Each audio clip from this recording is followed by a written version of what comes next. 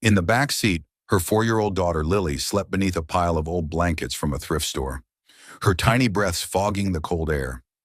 The dashboard clock blinked 9:47 p.m., its dim green light the only illumination in the dark cabin.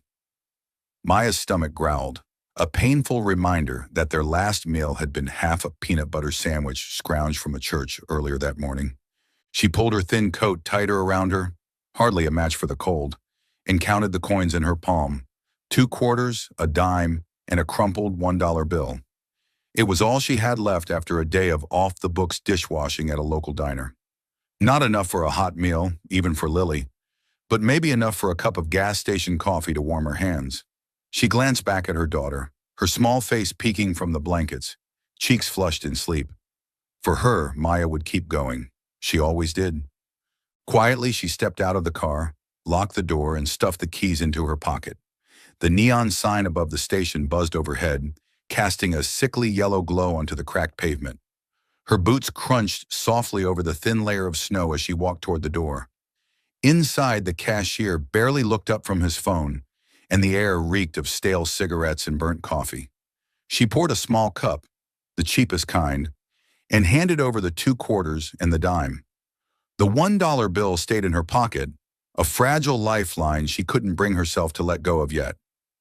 As she stepped back into the cold, clutching the styrofoam cup, she noticed him, a man standing at the edge of the parking lot where the pavement met a strip of dead grass. He was tall, wearing a tailored wool coat that seemed out of place in this run-down corner of the city. His hands were shoved deep into his pockets, shoulders hunched against the wind. His face, half lit by the street lamp, looked worn out, like someone who had wandered too far from where they belonged. Maya hesitated. He didn't look like the usual drifters she saw around the station, but there was something about his stillness that caught her attention. She walked over slowly, boots scraping against the ground. "Hey," she said, her voice soft but steady. "Are you okay?" The man turned, startled, his eyes meeting hers. They were pale gray, sharp but clouded with something she couldn't quite place. Maybe sorrow or exhaustion. Up close, she saw the lines around his mouth, the stubble on his chin. He was older than her, probably in his 30s, but carried the weight of someone much older. "I'm fine," he said, his voice low and clipped. He looked away toward the empty road. Maya frowned. His coat was expensive, his shoes polished despite the slush, but his hands were empty. No phone, no wallet, nothing. She'd seen enough desperate people to know when someone was stuck, even if they didn't look it. "You sure? It's freezing. Do you need to call someone? Get a cab or something?" He shook his head, a bitter, hollow smile flickering across his lips. "No cabs, no one to call." Her chest tightened. She knew that feeling too well, the hollow ache of having no one to turn to. She hesitated, her fingers brushing the crumpled bill in her pocket. It was all she had, the last line between her and utter despair. But this man, standing alone in the bitter cold, looked like he needed it more. Maybe it would get him a bus ticket or a cup of coffee to get through the night. "Here," she said, pulling out the worn bill and holding it toward him. "It's not much, but it might help. There's a payphone inside if you need to call someone." His eyes widened, moving from her face to the bill in her hand. For a moment, he didn't move, as if her gesture had frozen him in place. "You don't have to do that," he said, his voice softer now, almost disbelieving. "I know," Maya replied, looking straight into his eyes, "but sometimes even a little can help." She pushed the bill closer, her fingers trembling from the cold. He looked at her, unreadable, then shook his head again. "Keep it. You need it more than I do." She bristled, not at the words but at the truth in them. The worn coat, the dark circles under her eyes, the shaking hands. They told a story she couldn't hide. Still, she tucked the bill into his palm, curling his fingers around it. "Take it," she said firmly, "please." Before he could argue, she turned and walked back toward the car, coffee cup still warm in her hands. She didn't look back, didn't want to see whether he kept the money or let it blow away in the wind. Giving it away felt like releasing a shard of her own fear, a fleeting moment of control in a life that had given her so few choices. Back in the car, she slipped into the driver's seat and checked on Lily, still fast asleep. clutching a one-eared stuffed bunny. Maya leaned her head back, the warmth of the coffee sinking into her hands. She thought of the man out there, wondering where he would go, whether he'd be okay.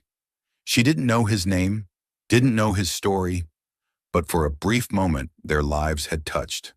Two strangers connected by a dollar bill in a flicker of shared humanity. Across the lot, Julian Roth stood motionless, the crumpled bill still in his hand. The cold bit at his face, but he barely felt it. His mind replayed the encounter, the woman's tired eyes, her quiet determination, the way she had given away the last of what she had without a second thought. He had come to this forgotten corner of the city to escape, to test a world he no longer believed in. People were selfish, he had told himself. Kindness was a myth, a transaction dressed up in virtue, and yet this woman, with nothing but her name, had proved him wrong. He looked down at the dollar, the paper softened by countless hands. It felt heavier than it should, weighted by her sacrifice. He tucked it into his coat pocket, his fingers lingering on the edge. For the first time in months, something stirred in his chest. Not quite hope, but a crack in the armor he had built around himself. As Maya's car sat quietly in the lot, windows fogged with breath, Julian turned and walked into the darkness. He didn't know her name, didn't know where she came from or where she was going. But he knew one thing. He would find her again. Not to repay her, not out of pity, but because in her act of kindness, she had reminded him of something he thought he'd lost forever. Julian Roth sat in his office on the 47th floor of a gleaming glass tower in downtown Boston, the city lights below stretching out like a glittering artificial carpet. The computer screen in front of him displayed financial reports, numbers dancing across the display, unread and ignored. His mind drifted, pulled back to that freezing night at the gas station on the outskirts of town, to the tired yet resilient eyes of the woman who had handed him a crumpled $1 bill. That bill now sat in his wallet, not to be spent, but as evidence, a reminder of something he couldn't yet name. Julian's life had once been a string of victories, CEO of Roth Enterprises at 34, the head of a real estate and tech empire worth billions. But in recent months, everything had collapsed. His longtime girlfriend, Claire, had betrayed him with his closest business partner. His younger brother, Ethan, the only person he had ever truly trusted, had taken his own life after years of struggling with depression. Those losses had shredded Julian's faith in people. He had grown cold, closed off, viewing the world through a lens of suspicion. And then, the woman at the gas station, someone with nothing but kindness, had cracked the wall he'd built around himself. He stood up, grabbed his coat, and left the office, ignoring the curious stares of his employees. His personal driver, Marcus, was already waiting beside a sleek black Bentley. "Where to, sir?" Marcus asked, voice steady. "The gas station on Route 128, Julian replied, eyes fixed on the window. Marcus didn't ask questions, just nodded and merged into the night traffic. The gas station looked the same as that night, the neon sign still buzzing, the air thick with the scent of gasoline and cold. Julian stepped inside, his tailored wool coat once again out of place in the rundown setting. The cashier, a wiry young man with messy hair, looked up from his phone. "What do you need?" the kid asked, voice uninterested. "I need to see the security footage from Tuesday night," Julian said calmly, with a tone that didn't allow for refusal. He pulled out a $100 bill and placed it on the counter. "Just a few minutes." The cashier looked at the bill, then back at Julian, clearly weighing the decision. Finally, he shrugged and led Julian into a small back room, where an aging monitor displayed the grainy feed from the cameras. Julian watched intently, rewinding to the footage from that night. His heartbeat quickened when he saw himself, standing at the edge of the lot. And then her, the woman with the tousled brown hair and worn coat, approaching with a cup of coffee in hand. She said something, then held out the dollar bill. The footage was blurry, but her eyes, bright and unwavering, etched themselves into his memory again. "Does she come around often?" Julian asked, eyes still locked on the screen. "The woman?" The cashier shrugged. "Sometimes. Lives in that old car parked out back. Bluish Honda Civic. Has a kid with her." Julian nodded, absorbing every detail. He left the gas station without taking back the 100. Out behind the station, The lot was nearly empty, just a few trucks in a swirl of windblown trash. He walked along the row of vehicles, his pulse quickening as he spotted the old Civic, its windows fogged from breath inside. He stopped a few steps away, suddenly feeling like an intruder. Inside the car, Maya sat holding Lily close to keep her warm. Tonight was colder, and the gas tank was nearly empty, which meant no heat. She had just finished telling a story about an adventurous bunny, her voice soft so as not to wake her daughter. Suddenly, a shadow appeared outside the window, startling her. She tightened her arms around Lily, heart pounding. The man, the one from the other night, with the expensive coat and gray eyes, was standing there, staring into the car. She rolled the window down a crack, just enough to speak. "What do you want?" she asked sharply, her tone laced with the protectiveness of a mother. Julian raised his hand, signaling he meant no harm. "I'm not here to bother you," he said, voice deep and slow. "I just wanted to thank you for that night." Maya frowned, the memory of the $1 bill flashing in her mind. "I don't need thanks. Just glad you're okay." She started to roll the window back up, but he spoke again. "I can help you," he said, his tone sincere but hesitant. "You and the little girl, you shouldn't have to live like this." His words cut like a blade, not from cruelty, but because they struck a nerve she kept buried deep. She knew her life was hard, living in a car, begging for leftovers, no future for Lily. But hearing a stranger say it out loud felt like being stripped bare. "We're fine," she said, her voice stiffening. "I don't need pity." "It's not pity," Julian replied quickly, stepping a little closer. "I just want to help. A place to stay, food, whatever you need." Maya looked at him, searching his pale eyes for some hidden motive. He didn't seem like a liar, but she had learned the hard way that trusting strangers was a dangerous gamble. Lily's father, who once promised her the world, had vanished the moment she got pregnant. Others, neighbors, old co-workers, had turned their backs when she lost her job after a car accident. The world was not kind, and she couldn't afford to risk Lily's safety. "Thanks, but no," she said firmly.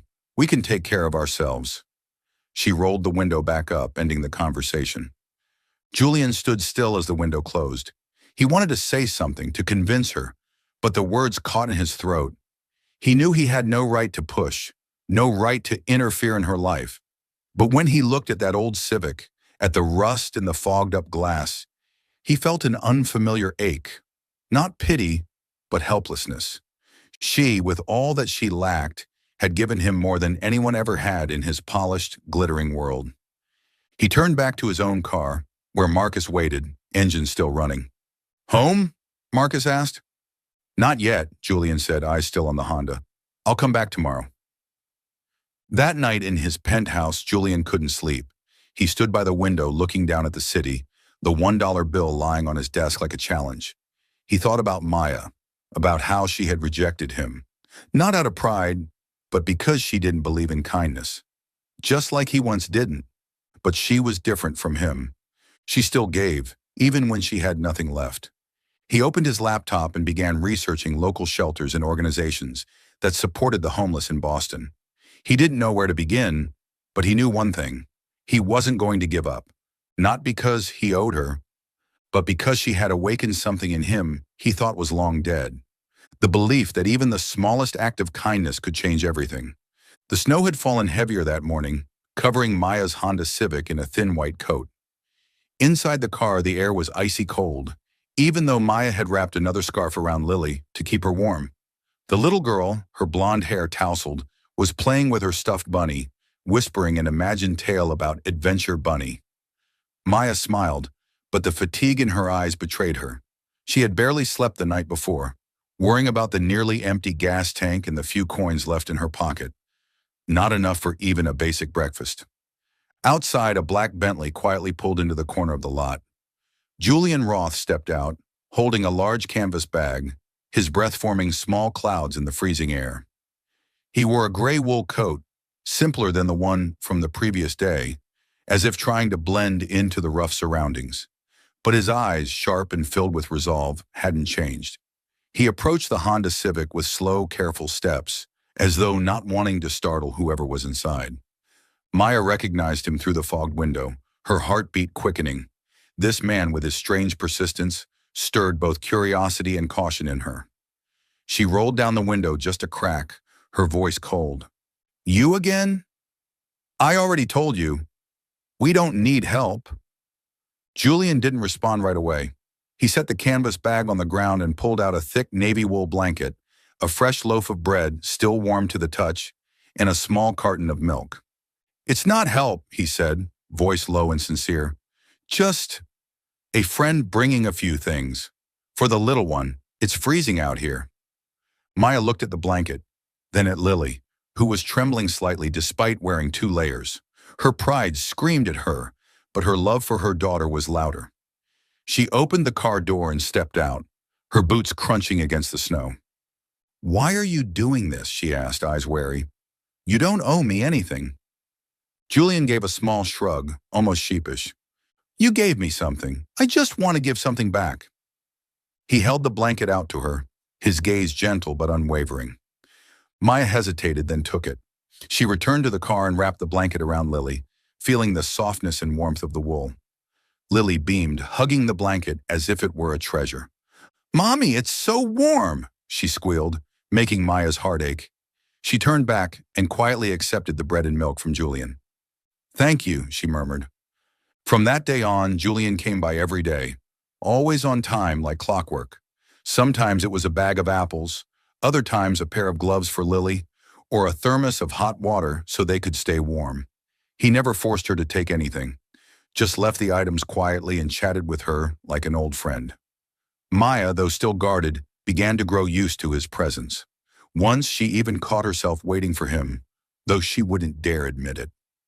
One afternoon when the snow had stopped and weak sunlight broke through the clouds, Julian sat on an old wooden crate near the car, splitting a loaf of bread with Maya. Lily was napping inside, curled up with the navy blanket. You don't talk much about yourself, Julian said gently, but I'd like to listen. If you ever feel like sharing. Maya looked at him, her gaze uncertain. It had been a long time since she talked about the past, a wound that never quite healed. But there was something about Julian, the way he listened without judgment, that made the words come out. I used to be a nurse, she began quietly. Worked at St. Mary's Hospital. It wasn't a dream job, but it was enough for me and Lily to live okay. Then, there was a car accident, a drunk driver. I fractured a few ribs, couldn't work for months. The hospital bills piled up, and I couldn't pay rent. Eventually, it was just me in this car. Julian listened without interrupting, and a flicker of pain passed through his eyes. He thought of his own life, full of privilege, yet empty, and felt a quiet respect for the woman sitting across from him. You're stronger than you think, he said sincerely. Not everyone would keep fighting the way you have. Maya gave a small, tired smile and shook her head. Fighting? I'm just trying not to let Lily go hungry. But deep down, his words touched her, a small light breaking through the darkness. Snow still drifted lightly over the back lot behind the gas station, dusting Maya's Honda Civic in a thin white layer. Inside the car, the air was bitterly cold despite Maya having tightly wrapped Lily in the navy wool blanket Julian had brought weeks ago. The little girl, playing with her stuffed bunny, let out a big yawn, her eyelids heavy with sleep. Maya watched her, heart weighed down. Life in the car, though familiar by now, was still a painful reminder that she hadn't yet given Lily the life she deserved. Every night Maya lay awake worrying about tomorrow, about food, about the cold, about a future that felt more uncertain each day. Julian appeared that morning, as he had become a routine presence, carrying a bag of fresh bread and a thermos of hot coffee. He tapped gently on the car window, his expression softer, yet carrying a new kind of resolve. Maya cracked the door open, surprised to see not just food in his hands, but a rare seriousness in his face. Maya, he began, his voice calm but firm, I want to talk. About you and Lily. She frowned, guardedness rising. What about us? She asked, unconsciously tightening the blanket around Lily. Julian took a deep breath, as if preparing to take a leap. I know you don't want charity, I get it, but I want to help you and Lily find a place to stay. A small apartment, on Elm Street, not far from here. I'll pay the rent for the first year. Lily can go to preschool. You'll have time to Rebuild. His words hit her like a slow-burning fuse. An apartment? A real home? With walls, a door, and hot water? The thought felt like both a dream and a trap. She shook her head, her voice unsteady. No, Julian, I can't. It's too much. I don't want to owe you. It's not a debt, Julian replied quickly, stepping closer, his eyes so sincere she had to look away. It's for Lily. She deserves a bed, a safe place. You don't owe me anything. Just let me do this. Maya looked at Lily, still smiling at her stuffed bunny, unaware of the conversation that might change her life. Maya thought of the cold nights when she held her daughter close just to keep her warm, the days she skipped meals so Lily could have a bite of bread.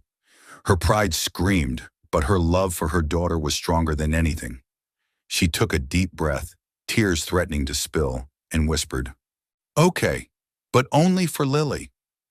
The day they moved in, it was still cold, but the sun peeked weakly through the clouds as if trying to welcome them.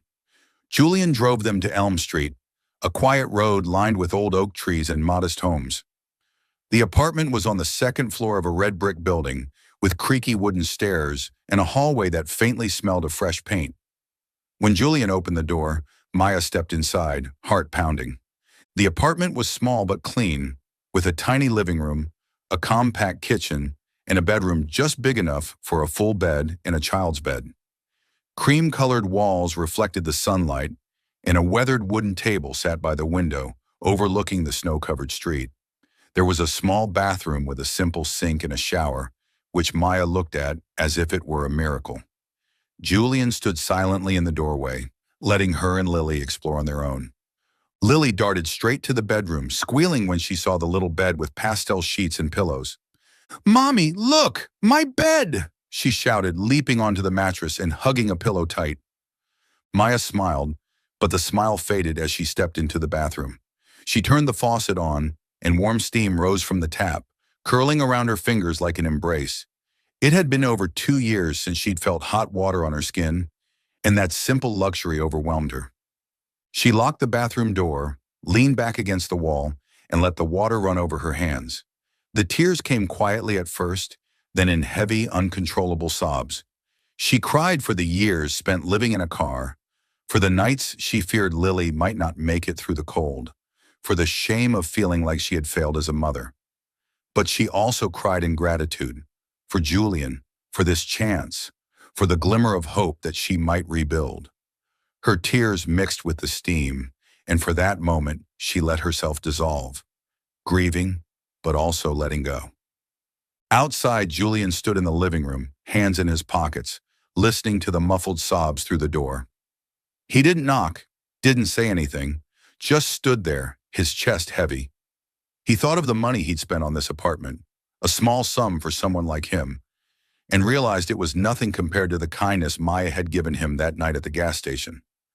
Money could buy a roof, but only kindness could reach the heart. Maya had taught him that. When Maya came out, eyes red but composed, she found Julian in the kitchen, quietly unpacking a bag of groceries, milk, bread, pasta, and a jar of tomato sauce. "I thought you might want to cook something tonight," he said awkwardly. "A real meal." She looked at him, wanting to say something. "Thank you, I'm sorry," or to explain her tears, but the words caught in her throat. Instead, she simply nodded and whispered, "Thank you, Julian. Really." He smiled, a rare, genuine smile. "You don't need to thank me. Just keep letting Lily laugh like that." He nodded toward the bedroom, where the little girl was stretched across her new bed, pretending to sleep with her bunny tucked under her chin. "I'll go now," Julian said. "If you need anything, just call." As he left, Maya stood in the middle of the apartment, holding Lily as the child ran into her arms. She looked around, the walls, the beds, the hot running water, and felt something unfamiliar, safety. For the first time in years, she didn't have to worry about tonight or tomorrow. She knew the road ahead was still long, but this apartment, small as it was a beginning. And in her heart, a seed of hope began to grow, planted by the kindness of a man who had once been a stranger. Early spring sunlight filtered through the window of the small Elm Street apartment, casting a warm glow on the kitchen table where Maya was preparing breakfast for Lily. A plate of toast and a glass of milk. Simple, yet for the two of them, it felt like a luxury. Maya watched Lily, who was humming a made-up song while coloring on a piece of paper, and for the first time in a long while, her heart felt light. This apartment, small as it was, had given them a new beginning. But deep down, Maya knew she needed more. A job, a way to stand on her own, not relying on Julian's kindness forever. As if he had read her thoughts, Julian showed up one morning with a new offer. He stood at the door holding a paper bag filled with pastries, his expression a little sheepish. "Maya," he began, "I have a friend who manages a cafe downtown. They're looking for a part-time worker.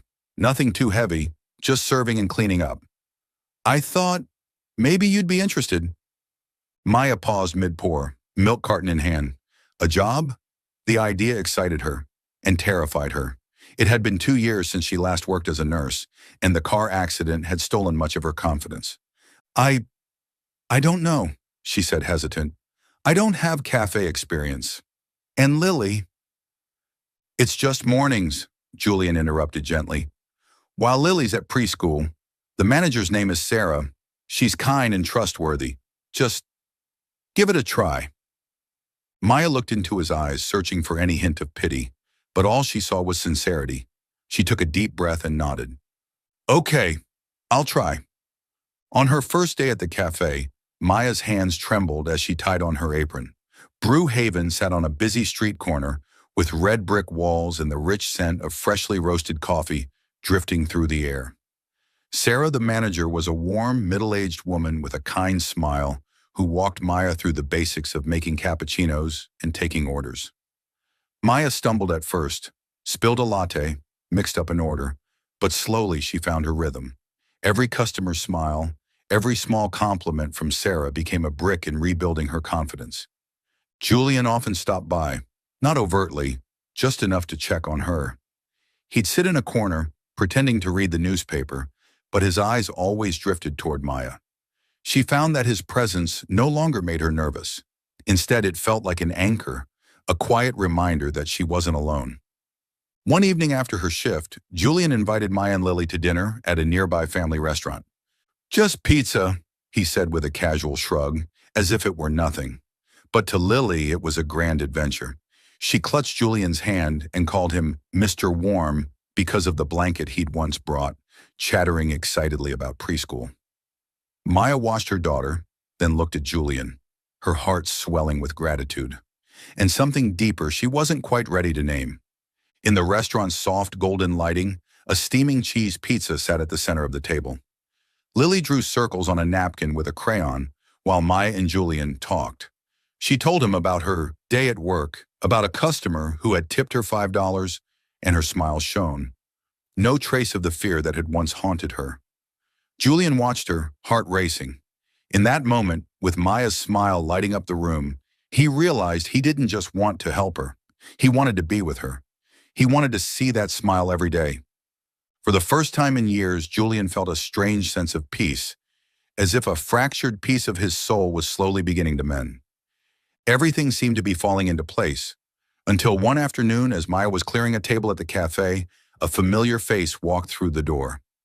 It was Carla, a former co-worker from St. Mary's Hospital, someone Maya hadn't seen since she lost her job. Carla, with her glossy blonde hair and lively voice, threw her arms around Maya. "Oh my God, Maya, I thought you'd vanished off the face of the earth." They sat down during Maya's break and chatted about old times. Carla asked about Maya's life, and she shared the basics, about the apartment, the new job, and a friend who had helped her. When she mentioned Julian's name, Carla's eyes widened. "Julian? You mean Julian Roth? The guy who comes in here wearing a gray coat, looking like he just stepped out of a magazine?" Maya nodded, slightly confused. "Yeah, that's him. Why?" Carla let out a laugh as if Maya had just told a joke. "Why? Maya, you're talking about Julian Roth, CEO of Roth Enterprises. He's a millionaire, owns half this city. You didn't know?" The world stopped spinning. Maya felt the blood drain from her face, her hands trembling. "Julian, just a regular office guy? No, he was a CEO, someone from a world she had no access to. Everything he had done, the apartment, the job, the dinners, suddenly felt like charity. The pity of a wealthy man for a homeless woman? She felt like a fool, a puppet in his well-meaning game. I, I have to go, Maya mumbled, standing up. Carla called after her, but she didn't hear. One thought pulsed in her mind. She had allowed herself to trust him, and now she felt betrayed, even though he had never lied. Maya stood frozen in the cafe, the coffee cup in her hand gone cold. Carla's words echoed like a knife. Julian Roth, CEO of Roth Enterprises. He's a millionaire, owns half the city. Each word cut deeper, shredding the fragile illusion Maya had been clinging to these past weeks. She felt dizzy, as if the ground beneath her feet had given way. Julian, the man she thought was just a kind soul with tired gray eyes, wasn't who she believed. He was a stranger, someone from a world she only saw on TV, a world people like her didn't belong in. She clenched her apron, fingernails digging into her palms to keep from shaking. Memories of the past weeks played in her mind like a painful reel. The warm blanket he'd brought, the apartment on Elm Street, the cafe job. She had believed it was kindness, a bond between two people who had touched the bottom of pain. But now everything looked different, cold, calculated. He wasn't a companion, he was a millionaire. And she was just a charity case, a wounded sparrow he picked up to feel better about himself. That truth stabbed her deeper than any hurt she'd known. She thought about Lily, her daughter's radiant smile when she called Julian Mr. Warm. Maya had let her daughter, the most precious part of her, open up to someone she didn't truly know. The fear that overwhelmed her wasn't about Julian causing harm. It was that she had trusted him, believed in a world where kindness didn't come with strings. She'd once believed that, with Lily's father, and it had left her with a shattered heart and a child to raise alone. History was repeating itself, and she felt foolish and weak. Tears threatened to rise, but Maya bit her lip and forced them down. She couldn't fall apart. Not here, not in front of Carla, or the customers chatting nearby. But inside she was torn in two. One part wanted to run to Julian, to demand the truth, to believe he hadn't meant to deceive her. The other part wanted to build a wall, to lock her heart so it could never be hurt again. The distance between her and Julian wasn't just about money or status anymore. It was a chasm of shattered trust, and she didn't know how to cross it. From that day on, Maya began to pull away. She was still polite when Julian visited the cafe, but her smile became strained, her replies short. She declined his dinner invitations, saying she was busy with Lily. Julian noticed the change, but he didn't know why. He asked Sarah. He even asked Lily, but no one had answers. Each time Maya avoided his gaze, Julian felt a strange, rising fear. The fear of losing her, the fear of losing the one thing that had made him feel alive again. One evening, he waited outside the cafe, hoping to catch her after her shift. When she stepped out, he approached, voice quiet but urgent. Maya, is something wrong? You've changed. If I did something, please tell me. Maya stopped and looked at him. Her eyes were full of hurt, but also resolve. I don't know who you are, Julian, she said, her voice shaking. I thought you were just a regular guy. But you're Julian Roth. You live in a world I don't belong to. Julian froze, realizing his secret was out. He wanted to explain, to say he didn't care about money or titles, that she had changed him. But before he could speak, Maya turned and walked into the night, leaving him standing there with a heavy heart. For the first time, Julian Roth, a man used to controlling everything, felt utterly powerless, because now he was facing something he couldn't buy. Maya's trust. The winter wind howled through the streets of Boston, carrying a biting cold and thick snow that blanketed everything in white. In the small apartment on Elm Street, Maya woke before dawn, a gnawing unease settling in her chest. She pulled the blanket over Lily, but when her hand brushed her daughter's forehead, she froze. Lily's skin was burning, her cheeks flushed an unnatural red. Lily, sweetheart, what's wrong? Maya whispered, her voice trembling with fear. Lily opened her eyes, her usually bright green gaze now heavy and clouded. Mommy. I'm tired, she mumbled, then coughed, a dry, rasping sound that echoed in the quiet room. Maya rummaged through the cabinet for the fever medicine, but found only a nearly empty bottle. Not enough to ease Lily's fever. The nearest clinic was over a mile away, and her old car had broken down the previous week, stranded in the parking lot. She glanced out the window. Snow fell in a thick curtain, obscuring everything. But she had no choice. If she didn't act, Lily could get worse. She wrapped Lily in the green wool blanket Julian had brought weeks ago, lifting her small, trembling body into her arms. Maya tried calling Julian, but her phone had died the night before, leaving her with no way to reach him. A flicker of despair crossed her mind, but she pushed it aside, clutching Lily tightly and stepping outside. The cold bit into her skin, piercing through her thin layers and worn boots. Snow reached her ankles, each step a battle against the wind, and the fear screaming in her heart. In her mind, painful memories surged, nights clutching Lily in the car, praying she wouldn't fall ill. Days watching her daughter go hungry, powerless to help. She had vowed never to let Lily suffer again, but now carrying her through a blizzard, she felt like a failure once more. I'm here, baby, she whispered, her voice breaking in the wind, tears threatening to spill. Everything's going to be okay. But she wasn't sure if she was comforting Lily or herself. The road to the clinic felt endless. Snow clung to her hair and coat, weighing her down. Lily nestled against her chest, her breaths faint, and Maya's heart felt like it was being crushed. She stumbled on a patch of ice, nearly dropping Lily, but tightened her grip and stood, biting back the pain in her knee. She couldn't stop. She couldn't give up. Yet deep inside, a small voice whispered, I'm not strong enough. I've never been enough. Just when she thought she might collapse, a figure emerged through the snow. Tall, familiar, wearing a gray coat. Julian. He ran toward her, his face pale with worry, eyes wide as he saw them. Maya, he called, his voice urgent, cutting through the wind. I've been looking everywhere for you.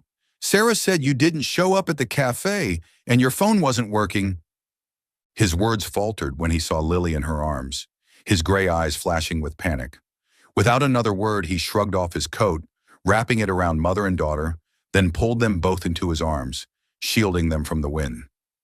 His warmth seeped into Maya, but it was his presence, like a beacon piercing her darkness, that broke her. Tears spilled down her frozen cheeks, mingling with the snow. I'm scared, Julian, she sobbed, her voice shattered. I'm scared you're only pitying me. I'm scared I'm not enough for you. Julian held her tighter, his arms steady despite the howling wind. He leaned down, meeting her eyes, his gray gaze filled with pain, but also an unmistakable love. Pity? He said, his voice low but resolute, like a vow. Maya, I've never seen anyone as strong as you. You fought through everything. For Lily, for yourself. You're the reason I believe in life again. He paused, his voice softening to a near whisper. I'm here not to save you. I'm here because I need you. His words cut through the ice around Maya's heart like a blade. She leaned into his chest, tears soaking his shirt, feeling the steady beat of his heart against the wind.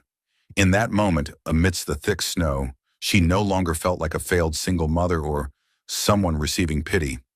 She felt loved, valued, not for what she had or didn't have, but for who she was. For the first time, she allowed herself to believe that maybe, just maybe, she deserved this love. Julian guided them to the clinic, staying by their side as the doctor examined Lily. The fever was due to a throat infection, but the doctor assured them that with medicine and rest, she'd recover.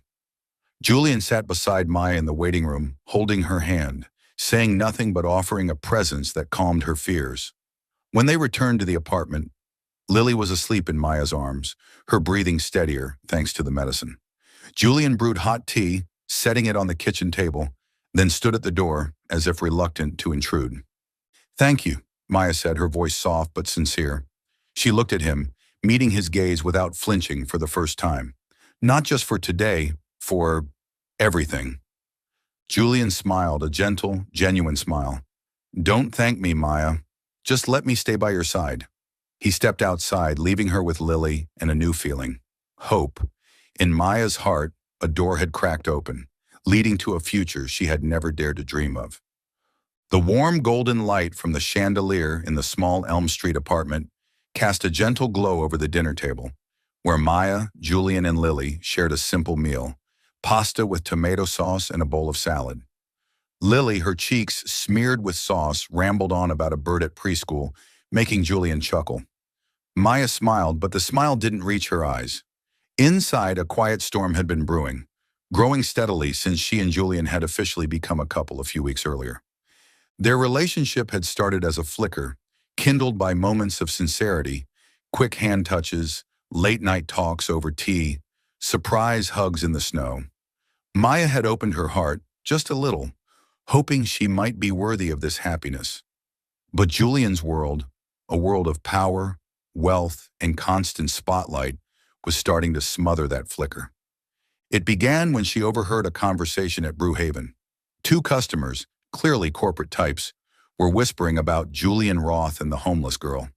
They snickered, calling her his latest toy, something amusing until he got bored. Maya stood behind the counter, gripping her dish towel, feeling stripped bare under the weight of a city's scrutiny. She tried to brush it off, told herself it was just gossip, but the seed of doubt had been planted. Then one morning, while scrolling her phone on break, a tabloid headline hit her like a punch. Millionaire Julian Roth infatuated with homeless single mom, love or charity project. The article dug into her past, life in the car, months of begging for leftovers, and twisted it into something cheap.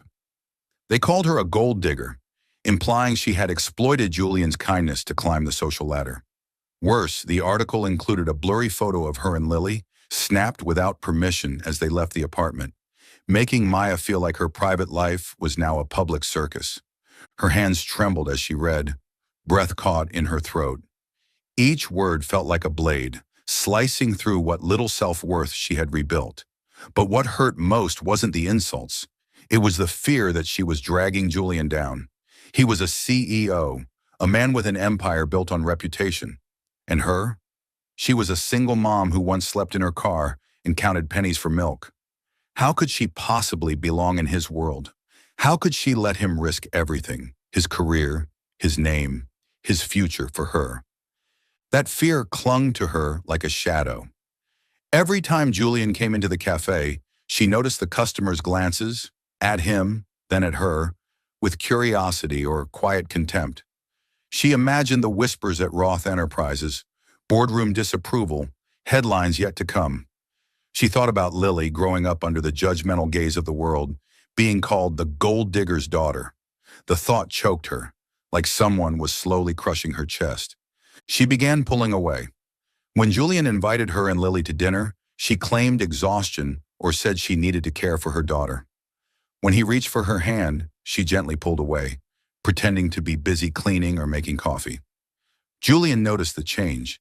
His eyes darkened with hurt, but he didn't push.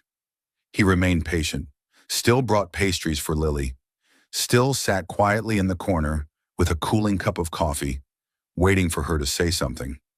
But Maya couldn't. Every time she looked at him, she saw a world she didn't belong to, and the fear of destroying him overwhelmed any hope of love. One night after Lily had fallen asleep, Maya sat on the sofa, clutching a lukewarm cup of tea. Her gaze landed on a photo on the table, a Polaroid Julian had taken during their day at the park, all three of them laughing freely. Her smile in the photo now felt like a cruel reminder of what she was about to lose. What would you do if you were in Maya's shoes? Leave a comment below. We'd love to hear your thoughts. She thought of everything Julian had done, the blanket, the apartment, the job, that embrace in the snow.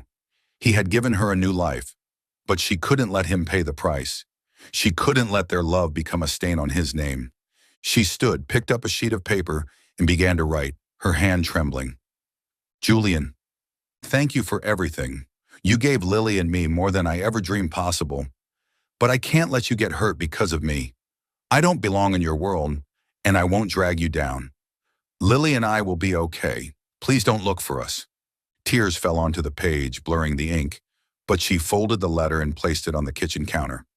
The next morning, as a pale dawn filtered through the curtains, Maya packed a few clothes into an old bag. She lifted Lily, still groggy with sleep, and quietly left the apartment. Snow was falling again, gently covering the sidewalk. But this time there was no Julian to shield them. She clutched her daughter tightly, silent tears rolling down her cheeks, her heart breaking with each step. She knew she was doing the right thing, protecting Julian, protecting Lily, protecting herself from a world that would never accept her. But every step away from that apartment, from him, was another cut into her soul. And she wondered if she would ever stop feeling this pain, or if it would always be the cost of loving a man she could never truly have. The snow had stopped, leaving Boston draped in a shimmering white coat under the pale winter sun. Maya stood in the playground of St. Anne's Orphanage, a few miles outside the city center. She wore an old coat, her brown hair tied back, hands busy handing out cookies to the children darting around her. Their laughter rang out, bright and innocent, easing the ache in her heart. It had been 2 weeks since she left the apartment on Elm Street, leaving Julian only a letter. She had come here, to a place where she could give something back to the world, just as something had once been given to her. Maya had come to the orphanage not only to help, but to hide. Every night in the small rented room she paid for with what little savings she had left, she wrestled with memories of Julian, his gentle gray eyes, that rare smile, the warmth of his arms in the snow. But she kept telling herself that leaving was the right thing. He deserved a life free of tabloid smears, free of boardroom whispers. As for her and Lily, they would be okay. They always had been. Today she was playing tag with the kids when a figure appeared at the playground gate. She froze, breath catching. Julian. He stood there in his familiar gray coat, but his face was gaunt, his eyes sunken as though he hadn't slept in days. The children glanced at him curiously, whispering to each other, but Maya remained still, heart pounding. She wanted to run, to disappear, but her feet refused to move.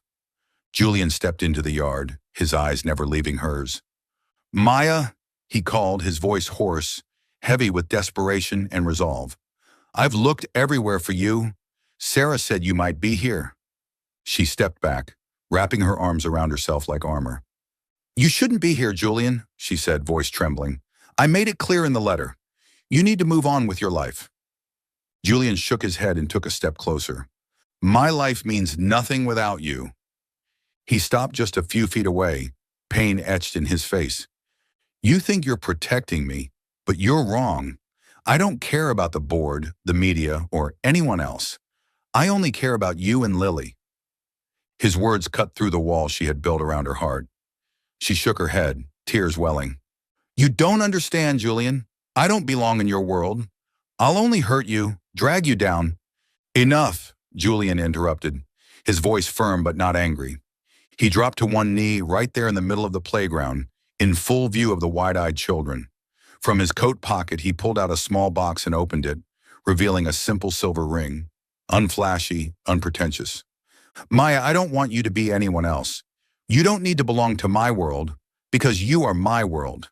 Just be you, the woman who gave me $1 when she had nothing, who showed me that kindness is the only thing that truly matters." The kids burst into cheers, a few clapping excitedly, but Maya just stood there, tears streaming down her cheeks. She looked into his eyes, saw nothing but raw, unwavering truth, and for the first time, she didn't see a chasm between them. She saw a man who had chosen her against all odds. She stepped forward, knelt before him, her trembling hand reaching up to touch his face.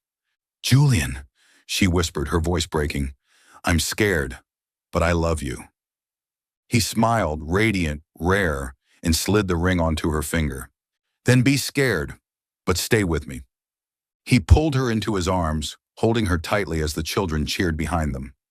Maya buried her face in his chest, tears soaking into his coat, but this time they were tears of hope. Spring arrived in Boston with soft breezes and gentle golden sunlight, melting the last patches of snow along the sidewalks. The little house on Maple Street, just a few blocks from where Maya once parked her old Honda Civic each night, was now bursting with red and yellow tulips that she and Lily had planted together. The house wasn't big, but it was warm and welcoming, with cream-colored walls, a living room full of children's books, and a kitchen that always smelled like freshly baked cookies. It was the place Maya, Julian, and Lily had turned into their home. A year had passed since Julian's proposal at the orphanage, and Maya had become a woman even she could hardly recognize. Each morning she looked in the mirror and no longer saw the single mother who once shivered in the cold, counting coins to buy her child milk. Instead, she saw a strong woman with a radiant smile and eyes filled with hope. She had found herself again, not just through Julian's love, but through the journey of healing, purpose, and self-discovery. Maya was now the founder and director of Haven of Hope, a nonprofit organization that supports homeless single mothers. The idea had been born during her days volunteering at the orphanage, where she realized the kindness once given to her could be multiplied. With Julian's support, not just financially, but through his management experience and network, Maya had turned the organization into a beacon for dozens of women. She led skill-building classes, provided temporary housing, and connected mothers to job opportunities. Every time she saw a woman holding her child in a new apartment, she remembered that snowy hug from Julian, and her heart overflowed with gratitude. Lily, now 5, had blossomed into a bright, bubbly girl with golden pigtails and eyes that sparkled just like her mother's. She attended a nearby preschool where she proudly told her classmates about Daddy, the name she called Julian with all the love of a child. Julian, once the cold and distant CEO, had become a tender, attentive father, spending hours building block towers or reading adventure bunny stories. He had even learned to tie her hair, albeit clumsily, much to Maya's amusement every time she watched him try. One spring afternoon, the family of 3 sat in their backyard under the shade of a large oak tree. Lily was chasing a butterfly, her laughter ringing like wind chimes through the breeze. Maya and Julian sat together on a wooden bench, fingers interlaced. She rested her head on his shoulder, soaking in his familiar warmth.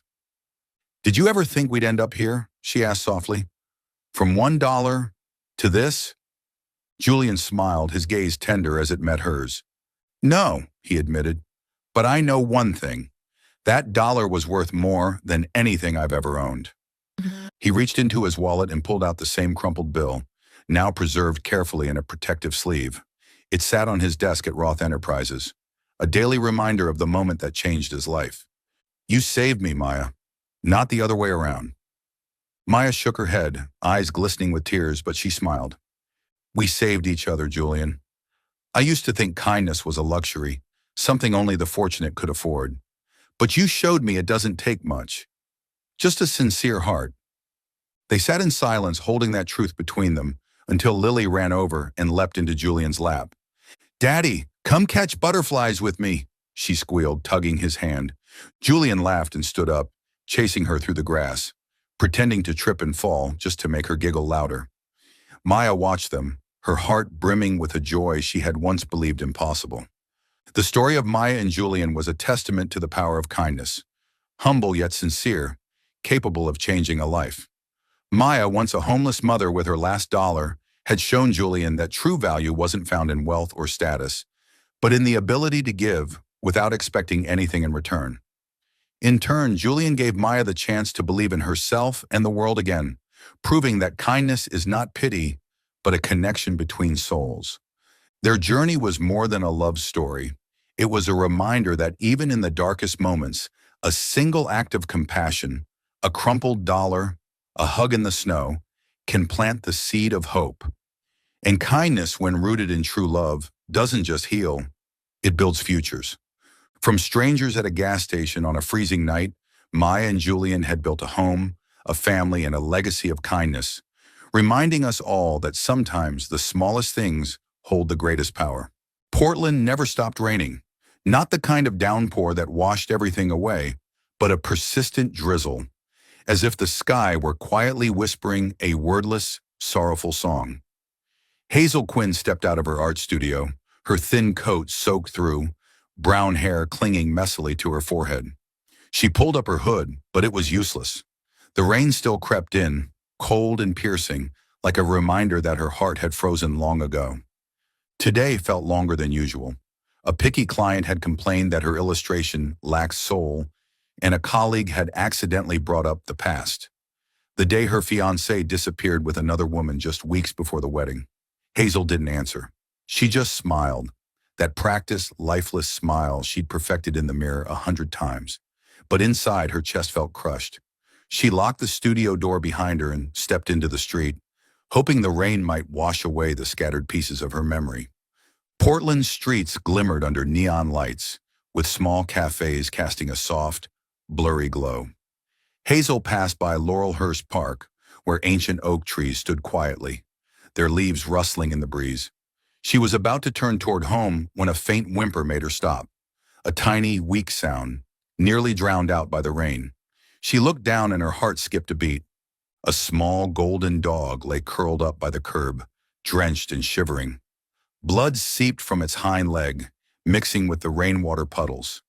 Its eyes met hers, shiny, not from pain, but from a silent plea. Hazel didn't think. She knelt down, not caring that her jeans were soaking or that her canvas shoes were drenched. "Don't be scared," she whispered, her voice trembling. "We're going to be okay." She took off her coat and gently wrapped it around the dog, trying to keep it warm. Her mind raced, searching for the nearest animal clinic. She vaguely remembered one nearby, a few blocks away. But it was raining hard, and this dog couldn't wait. Hazel scooped it up like a child and walked quickly into the rain. She didn't hear the footsteps behind her, hurried and heavy. A deep voice cut through the downpour. "Wait, that's my dog!" Hazel turned, startled. A tall man in a dark blue coat, soaked from head to toe, was running toward her. His black hair was tousled, a few strands stuck to his forehead, and his eyes, oh, those eyes, deep and frantic, like his entire world was in her arms. Hazel stood frozen, unsure of what to say. The man stopped in front of her, panting, eyes locked on the dog. "Finn," he whispered, voice cracking. "He ran into the street. I couldn't catch him." Hazel frowned, trying to stay calm. "He's hurt. We need to get him to a vet. Now." The man nodded without hesitation. He pulled a small umbrella from his coat pocket, opened it, and held it over her and the dog. "I know a place. Follow me." They walked, almost ran, through rain-slicked streets. The umbrella was too small for both of them, and Hazel noticed the man's left shoulder was already soaked. He was tilting the umbrella toward her, taking the rain himself. She wanted to say something, but the words caught in her throat. There was something about him, the silence, the focus, the raw concern in the way he looked at the dog, that made her feel safe, even if just for a moment. The clinic appeared at the end of the block, warm yellow light spilling from its windows. The sign read, "Blake Veterinary Clinic." The man pushed the door open and motioned for Hazel to enter. Inside, the smell of antiseptic mixed with aged wood. A young woman, possibly an assistant, sprang up from behind the front desk.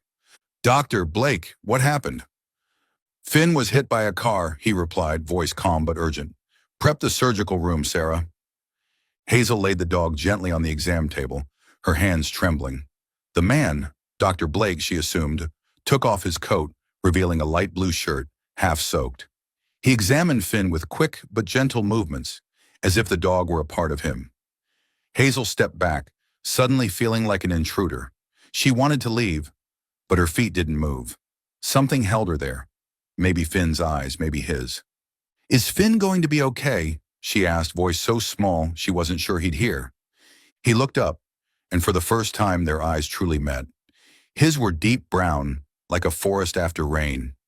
There was a quiet sadness in them, but also a tenderness she hadn't expected. "I'll do everything I can," he said firmly. "Thank you for saving him." Hazel nodded, feeling her cheeks warm despite the cold room. I just did what anyone would do." He smiled, just barely, but it was enough to make her heart stutter. "Not everyone stops in the rain for a stray dog." Hazel didn't know how to respond. She looked down at her hands, still stained with a mix of blood and rainwater. Sarah, the assistant, returned carrying a tray of tools. "Would you like to wait?" she asked Hazel. "There's a coffee machine out front." "No, Hazel shook her head, ready to leave. The space felt too warm, too intimate. It made her want to run. But then Rowan called after her. "Wait." He grabbed a clean towel from a nearby shelf and handed it to her. "You're soaked. At least dry off before you go." Hazel hesitated, then took the towel. It was warm, lightly scented with soap. "Thank you," she murmured. "I'm Rowan," he said, as naturally as if they were simply meeting by chance. "Rowan Blake." "Hazel," she replied, and for one brief moment it felt like the rain outside had stopped. Only their eyes remained, wet, silent, like two souls lost in the storm, finally finding each other. Rowan gestured toward a wooden chair near the reception. "You're shivering. Sit down for a bit. You can't go out in weather like this." Hazel meant to say no, but the chill in her bones made her nod. Reluctantly, she sat down, clutching the towel, unaware that this moment would change everything. Rowan turned back to Finn, but even just a fleeting glance from him stayed in her mind, like a flicker of warmth in the rain. You're watching Soul Stories, where every tale whispers of love, healing, and hope. If you believe that even the smallest act of kindness can change a life, and that love often arrives when we least expect it, don't forget to subscribe and be part of our journey. Now stay with us. The story's just beginning. Hazel sat on the wooden chair in the clinic, the terry cloth towel Rowan had given her still wrapped around her shoulders. The rain continued falling beyond the glass, a fine drizzle like silver threads connecting the sky to the ground. Inside, the golden light from wall sconces spilled across old wooden shelves, where a few children's books lay scattered among jars of veterinary medicine. She rubbed her hands together, trying to warm up. But the cold wasn't just from the rain. It came from her heart, a place that had stayed frozen for far too long. She didn't know why she'd agreed to stay. Maybe it was the rain, or maybe it was Rowan's eyes, deep and gentle, as if he understood her better than she was ready to admit. Hazel glanced over at him as he stood behind the counter, checking instruments before taking Finn into surgery. He'd removed his wet coat, revealing a light blue shirt, slightly wrinkled, with the sleeves rolled up to his elbows. Every gesture he made radiated focus, but not detachment, as if he were tending to his whole world, not just the small dog lying there. "Thank you," Rowan said, his deep voice breaking the quiet. He looked up, and their eyes met once again. "If it weren't for you, Finn might not have made it." Hazel shrugged, trying to maintain her indifference. "I just happened to walk by." She glanced toward the door, where the rain still fell steadily, as if she were longing to escape. Staying here in this room, with this stranger, made her uneasy. Not because of him, but because of herself, because of the wounds inside her that still hadn't stopped bleeding. Rowan seemed to notice her hesitation. He walked over to the rack, pulled down another towel, then paused, looking at her with quiet perceptiveness. "You're shivering," he said, not judgmentally, just stating a fact. "Just stay a little while. Weather like this, it's not pleasant out there." Hazel nodded, even though her heart still wanted to say no. She looked down at her soaked canvas shoes, feeling like a lost child with no idea what to do next. Rowan returned to the counter, pulled a ceramic mug from a small cupboard. "Coffee?" he offered, lifting an old coffee pot. "No, thank you," Hazel replied softly. She looked again at her drenched shoes, still feeling like a kid who didn't belong. Rowan didn't push. He poured himself a cup, steam rising from it, then sat in the chair across from her, far enough not to invade her space. "Finn's a special dog," he began gently, like telling a story. "He likes to run off, but he's never gone this far.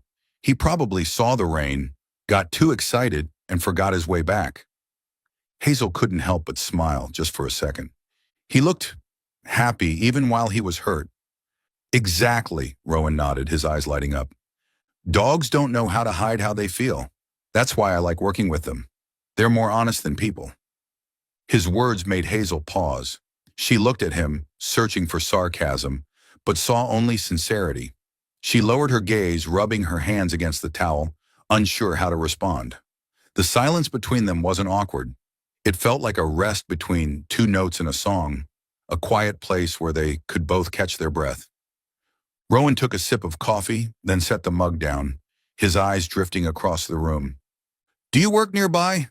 he asked in a conversational but unforced tone. "I saw you coming from the park, near the art district." Hazel nodded, keeping her distance. "I'm an illustrator. My studio's a few blocks from here." "An illustrator," Rowan repeated like the word itself held something special. He tilted his head slightly, studying her with quiet curiosity. What kind of art? Abstract, landscapes, or mostly children's books, Hazel answered flatly.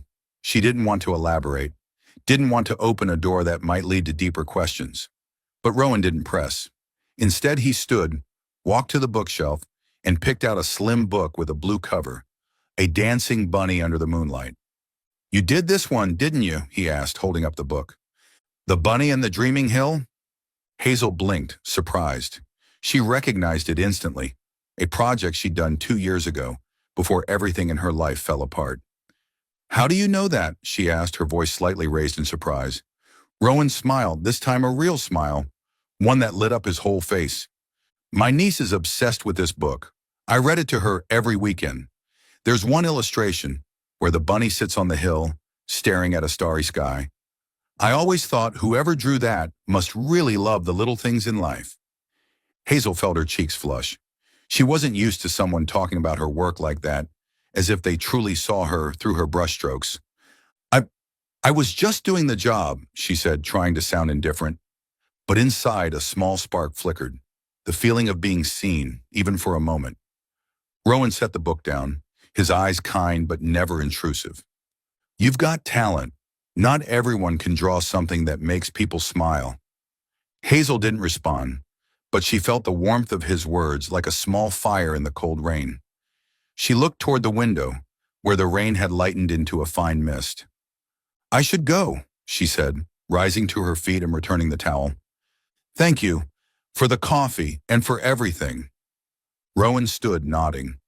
Thank you for helping Finn.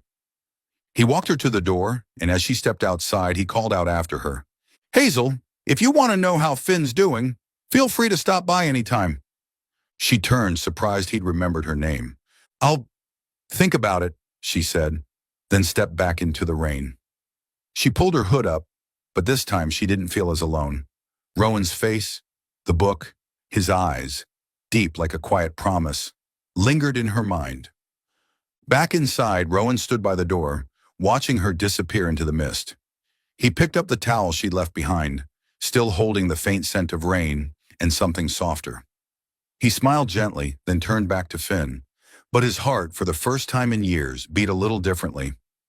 This morning in Portland, it wasn't raining, but the sky remained gray, as if hesitating between tears and a smile. Hazel Quinn walked down the street leading to Blake Veterinary Clinic, a rolled-up painting in her hand. She wore a long cream sweater, and her old leather boots scuffed softly across the sidewalk, scattered with oak leaves. Her heart beat faster than usual, not from worry but from a strange feeling, like stepping into an unfinished painting where the colors hadn't yet settled. Finn, the golden-furred dog, had recovered.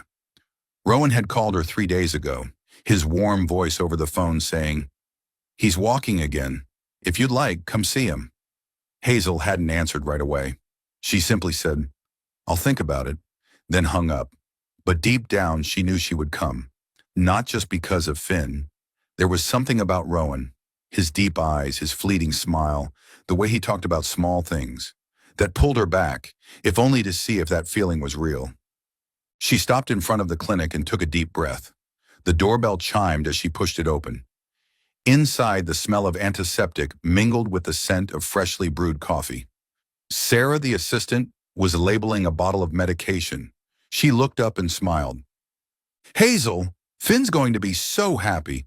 He's in the back with Dr. Blake. Hazel nodded, feeling her cheeks warm. She walked down the short hallway, catching the soft sounds of whining and dog paws scratching the floor. As she reached the back room, Rowan was kneeling beside Finn, gently examining the dog's hind leg. Finn wagged his tail, eyes bright, as if he'd never been hurt. Rowan looked up, and when their eyes met, a soft smile appeared on his face. Hazel, he said, standing and brushing his hands on his white lab coat. I wasn't sure you'd come. I brought this, Hazel replied, holding up the rolled painting, her voice a little hesitant. For Finn, just a small gift. Rowan raised an eyebrow, curious. He motioned her inside, and they sat at a small table in the corner, where a few notebooks lay scattered. Hazel unrolled the painting and laid it flat. It was a watercolor illustration, Finn lying on a grassy hill surrounded by wildflowers. sunlight glinting off his golden fur. The sky in the painting was a deep, cloudless blue, so unlike the real Portland outside. Rowan leaned in, examining each detail. He didn't speak immediately, just ran his fingers lightly along the edge of the paper, as if touching something precious. "You made this for Finn?" he asked softly, almost in a whisper. Hazel shrugged, trying to stay indifferent. "I thought he deserved it, after everything he's been through." Rowan looked at her, his gaze deep, as though trying to read a story she hadn't yet told. "You paint love," he said slowly, "even though your eyes are so sad." The words struck Hazel like a tiny needle to the heart. She wanted to protest, to say he didn't know anything about her, but his eyes held no judgment, no excessive curiosity, just that same way he looked at Finn, or at the children's book the other day. Hazel felt the corners of her mouth lift, and for the first time in months, she smiled. Not the practiced smile she rehearsed in the mirror, but a small, genuine one. "Thank you," she said, her voice light as the breeze. "I'm not used to compliments." Rowan smiled back, a smile that seemed to brighten the whole room. "It's not a compliment. I'm just saying what I see." They sat there in the quiet hum of the back room, surrounded by Finn's occasional whimpers and the distant drip of the coffee machine. Hazel talked about the painting, how she'd imagined Finn running across a hill that didn't exist. Rowan listened without interrupting, without prying into her past, without probing the scars she kept hidden. He only nodded, sometimes asking a gentle question. "Do you prefer watercolor over acrylic?"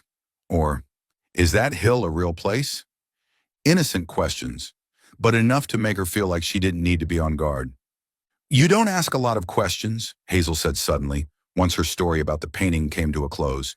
She tilted her head and looked at him. "Most people want to know why I am the way I am." Rowan shrugged, leaning back in his chair.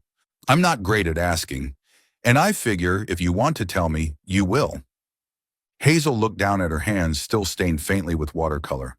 His words were simple, but they felt like a breeze passing through the walls she'd built around her heart. She wasn't used to someone who didn't try to fix her, who didn't dig through her past out of curiosity. Rowan was just there, quiet, steady, like a street lamp in the rain, asking for nothing except the chance to shine. Finn, sensing the moment, trotted over and nudged his head against Hazel's leg. She bent down and stroked his head, smiling again, this time wider, more naturally. Rowan watched her, his eyes soft, as if witnessing something miraculous. "You should stop by more often," he said, half joking, half serious. "Finn would miss you, and I might learn how to make better coffee." Hazel shook her head, but her smile lingered. "I'll think about it." When she left the clinic, the painting was hung on the wall, right beside the bookshelf. The Portland sky was still gray, but Hazel felt a sliver of sunshine inside. She walked without pulling her hood up, letting the soft drizzle kiss her face. And from that day on, she started stopping by the clinic. Not every day, but often enough for Finn to wag his tail when he saw her, and often enough for Rowan's eyes to become a familiar part of her quiet gray days. This afternoon in Portland was damp, not from rain, but from the heavy humidity that lingered in the air, as if the city were sighing after a storm. Hazel Quinn stepped into a small coffee shop on Hawthorne Street, where amber lights glowed softly behind fogged-up windows. She wore an olive green trench coat, her hair loosely tied back, a few strands falling across her forehead. In her bag, she carried a sketchbook, not to draw, but as a shield, something to retreat into if things became too real. Rowan had invited her for coffee that morning when she stopped by the clinic to check on Finn. He'd said it awkwardly, rubbing the back of his neck like a schoolboy asking someone out for the first time. "There's a place nearby. Great coffee. If you're free this afternoon?" Hazel had nodded before she could even think it through. And now, here she was, heart beating faster than usual, unsure of what exactly she was waiting for. The coffee shop was called the Rusty Mug, a cozy little spot with old wooden tables and bookshelves packed with faded romance novels. Rowan had arrived first, seated by the window, a cup of black coffee in front of him. He wore a gray sweater, sleeves pushed up slightly to reveal his lean wrists. When Hazel walked in, he looked up, and his smile, gentle, familiar, made her feel like she'd found shelter from the storm. "Hazel," he said, standing to pull out her chair, "I was afraid you might change your mind." "This close?" "That would have been hard," she replied, taking the seat, trying to sound casual. But her lips curled into a smile, and Rowan noticed. It was small, but it lit up her whole face. The server brought Hazel a latte, the foam shaped like a leaf.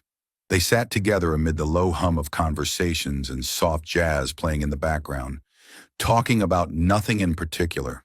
The weather, Finn, how Portland always made people want to stay inside. But then, as if the humidity had seeped into their bones, the conversation shifted, deeper, more real. "Have you ever thought about leaving Portland?" Rowan asked, stirring his coffee, his eyes drifting toward the window, where the street shimmered under the glow of the lights. Hazel took a sip of her latte, the gentle bitterness resting on her tongue. "I have. After that." She paused, fingers tightening around the handle of her cup. "I thought if I went somewhere where no one knew me, maybe I'd forget. But I stayed.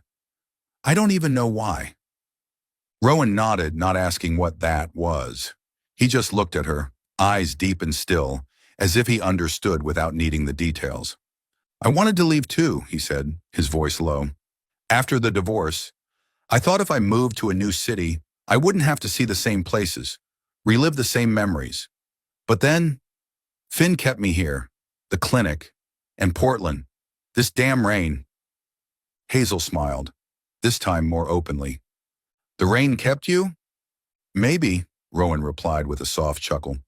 "Or maybe I was just too lazy to pack."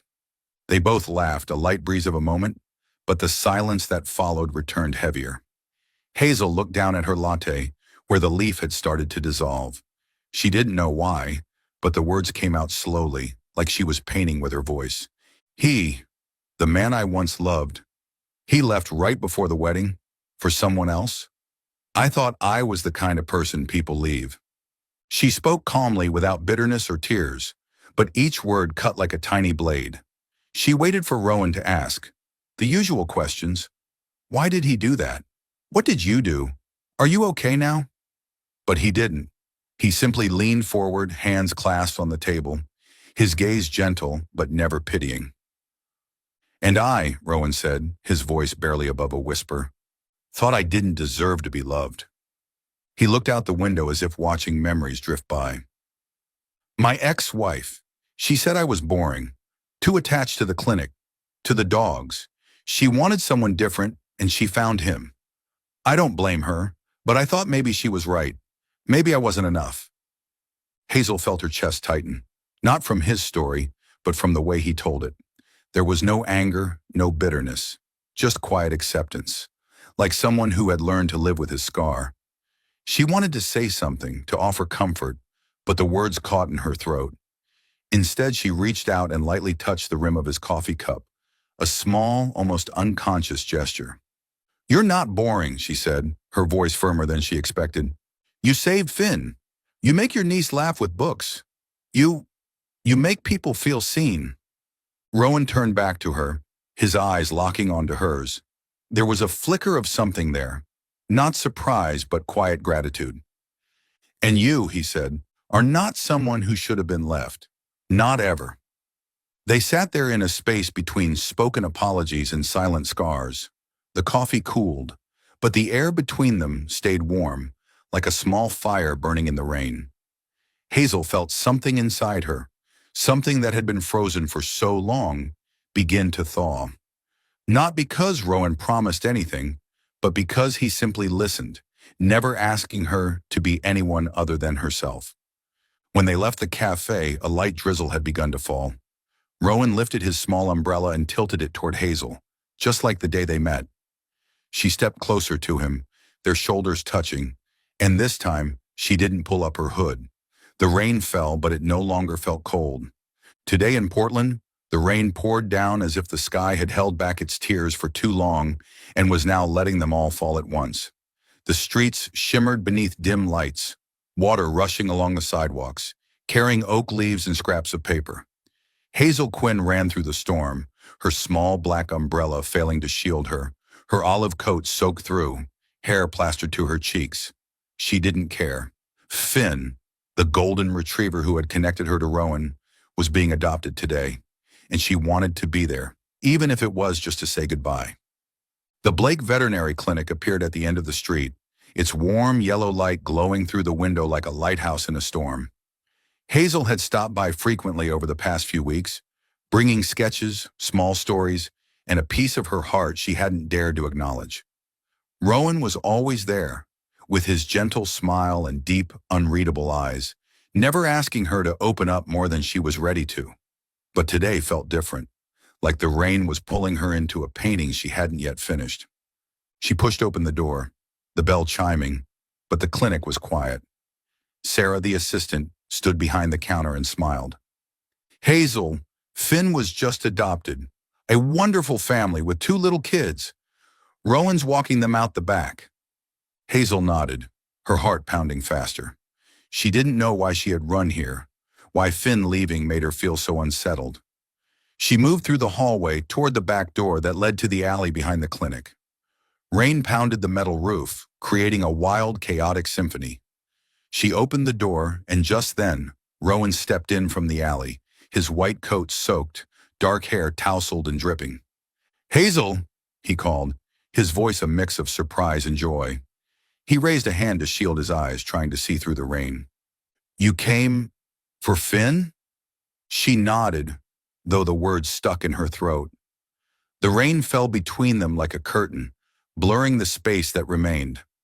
Rowan stepped closer, and Hazel's umbrella slipped from her hand, rolling away in the wind. They stood there soaked to the bone, saying nothing, his eyes locked on hers, deep, unwavering, as if he were looking into her soul, not to search but to hold. Finn's going to be okay, Rowan said, his voice low, nearly drowned by the storm. You saved him. You know that, right? Hazel nodded, but her vision blurred. Whether from the rain or something deeper, she couldn't tell.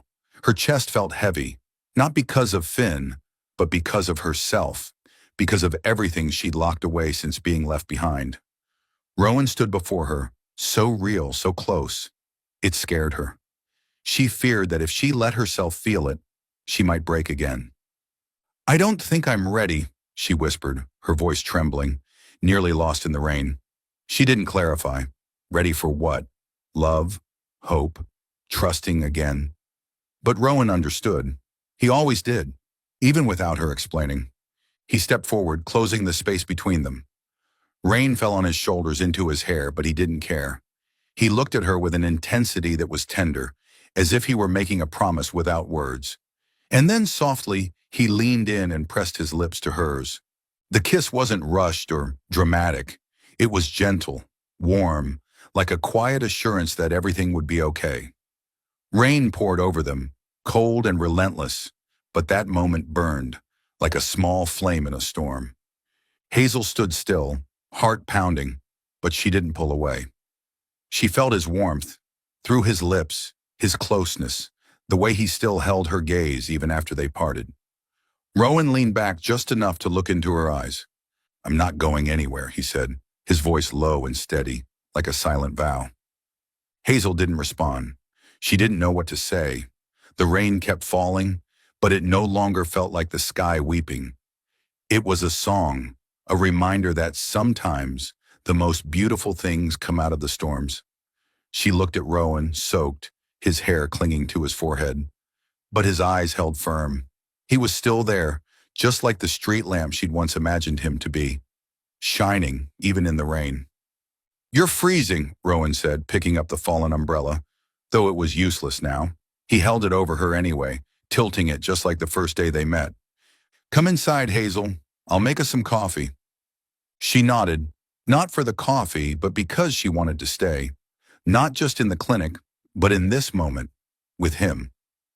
They walked back inside, leaving the storm behind, but the kiss and Rowan's quiet promise stayed with her, like the first brushstroke on a brand new canvas. As they entered, Sarah looked up and smiled knowingly. You two look like you just swam across the Willamette, she joked, handing each of them a towel. Hazel took it, drying her hair, and when she looked at Rowan, he was already looking at her, eyes soft but fierce, as if that kiss had only been the beginning. She sat down, hands wrapped around the hot mug of coffee Rowan had made, letting the warmth seep through her fingers. Outside, the rain still howled. But in this room, with Rowan by her side, she wasn't afraid anymore. She wasn't quite ready yet, but for the first time in a long while, she thought, maybe she could try. This morning, Portland was quiet. The rain had dwindled to a drizzle, like tears that had finally run dry. Hazel Quinn sat in her small apartment, the gray light from the window spilling across her drawing table, where a blank sheet of paper rested, untouched. She wore an oversized sweater, her hair tied up high, but her eyes, the same eyes that used to light up when drawing Finn, now looked tired, as if they were trying to escape from herself. Rowan's kiss in the rain 2 weeks ago still lingered. Not on her lips, but in her heart, like a melody she didn't dare hum again. She had been avoiding him, not out of anger, and not because she didn't feel the warmth of his lips, but because she was scared. Scared that if she let herself fall, she would shatter again, the way she had when the man she once loved left her without a word. Every time she thought about stopping by the clinic, her chest tightened. She kept telling herself, I'm not ready. I don't know how to love someone again.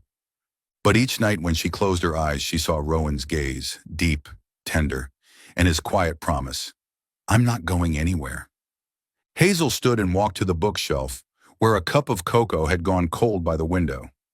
Rowan had left it for her 3 days ago, when she had accidentally walked past the clinic and Sarah called her in. She was about to decline, but Sarah winked and handed her a paper cup with a messy note scribbled on it. Drink this. It's cold out. Hazel recognized Rowan's handwriting. She took the cup home, not to drink, but because she couldn't bring herself to throw it away. It stood there still, like a quiet reminder that he was still thinking of her.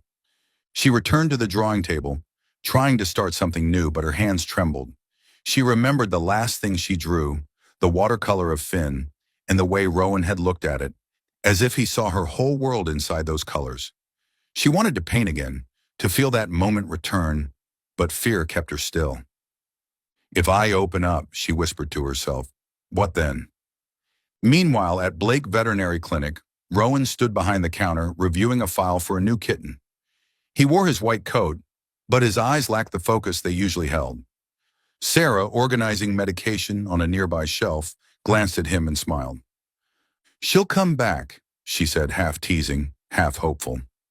Rowan shrugged, but the corners of his mouth curved faintly. I'm not in a rush, he replied, though inside he wasn't so sure. That kiss, that moment he couldn't hold back, had changed everything. He could feel Hazel's hesitation, not because she didn't feel something, but because she was afraid. He understood. He had been afraid once too, after his wife left, leaving only questions with no answers. But with Hazel, he didn't want to push, didn't want to ask. He just wanted her to know he was here, no matter how far she ran. Yesterday, he'd left a small gift at the door of Hazel's studio, a leather-bound sketchbook, the kind he'd seen her use. He didn't sign his name, only tucked in a small note that read, "For new beginnings." He didn't know if she'd received it, but he hoped, even just a little, that she would understand. Hazel had found it that morning when she unlocked the studio. She picked it up, ran her fingers over the smooth cover, and felt the warmth behind Rowan's quiet gesture. She wanted to call him, to say something, anything, but her phone remained silent on the table. Instead, she opened the sketchbook, and a folded slip of paper fell out. She read it, her heart beating faster. He's not giving up, she thought, and for the first time, she didn't know whether to be afraid or grateful. That afternoon, the rain returned, not pouring, but enough to cover Portland in a soft veil of mist. Hazel stood before the mirror, staring into her own eyes. You can't keep hiding forever, she said aloud, her voice shaking. She pulled a sketch from the drawer, a portrait of Rowan, unfinished, only faint pencil strokes. She had drawn it the night before when she couldn't sleep, but hadn't dared add color. She folded the paper, slipped it into her coat pocket, and stepped outside, without an umbrella. She didn't walk straight to the clinic. She wandered through Laurelhurst Park, where she had first seen Finn, letting the rain soak her coat. She thought about Rowan, about how he never asked her why, never blamed her for disappearing. She thought about the gifts he left, the cocoa, the sketchbook, and yesterday, the clumsy but heartfelt portrait of her he'd sent through Sarah. It wasn't the work of an artist, but of a man trying to say, "I see you." Hazel stopped outside the clinic, her heart pounding. She pushed open the door, the bell chiming softly. Rowan was behind the counter. He looked up, and his eyes lit up, though he tried to hide it. "Hazel," he said, his voice low, like her name was a quiet prayer. Hazel started, but her words caught in her throat. She pulled the folded sketch from her pocket, placed it gently on the counter, her hands trembling. "I drew this. For you." Rowan opened the sketch, his eyes scanning the soft lines. It was him, not perfect, not complete, but seen through her eyes. He smiled, not a bright grin, but something quieter, more grateful. "Thank you," he said, voice husky. "It's beautiful." Hazel looked at him, wanting to say she was scared, that she didn't know if she could love again, but instead she just nodded. When he handed her a cup of hot tea, she accepted it and sat down in the familiar chair. They didn't say much after that, but the silence wasn't heavy. It felt like the rain outside, gentle, patient, waiting. When she left, Rowan watched her go, the sketch still in his hand. He didn't call her back, didn't ask why she'd stayed away. But inside he knew she had returned, if only one small step, and he would wait as he had promised, not going anywhere. Today Portland felt gentler. The rain had faded into sparkling drops clinging to oak leaves, as if the sky had grown tired of crying. Hazel Quinn sat in her small apartment, silvery light from the window falling across her desk, where an unfinished painting rested quietly. She wore a thin gray sweater, her hair down, and for the first time in 2 years, she held a brush not for work, but for herself. The watercolor strokes spread across the paper, not precise, not perfect, but full of emotion. A portrait of Rowan Blake, the man who had walked into her life like a sudden rainstorm. 2 years ago, after her fiancé left her days before their wedding, Hazel stopped painting for herself. Every piece she completed since then was a commission, cold, lifeless. But ever since she brought that sketch to Rowan last week, something inside her had awakened. She had begun drawing again. At first, hesitantly, then gradually, like a river remembering its course, she painted him. Not some ideal version of Rowan, but her version, hair tousled in the rain, eyes full of depth, and a sad smile that felt like a promise. This painting was unlike anything she'd ever created. It was raw, with shades of blue and gray melting together, evoking Portland's rainy days. Rowan stood under a tree in the portrait, his white coat slightly rumpled, hands in his pockets, looking into the distance. Hazel didn't know why she painted him that way, but every brushstroke felt like a confession she wasn't ready to speak aloud. She was afraid, but she longed too, longed to feel alive again, to love again. A small community art show was being hosted at the gallery where Hazel worked, an event to showcase local artists. Her co-worker Mia had convinced her to submit a painting.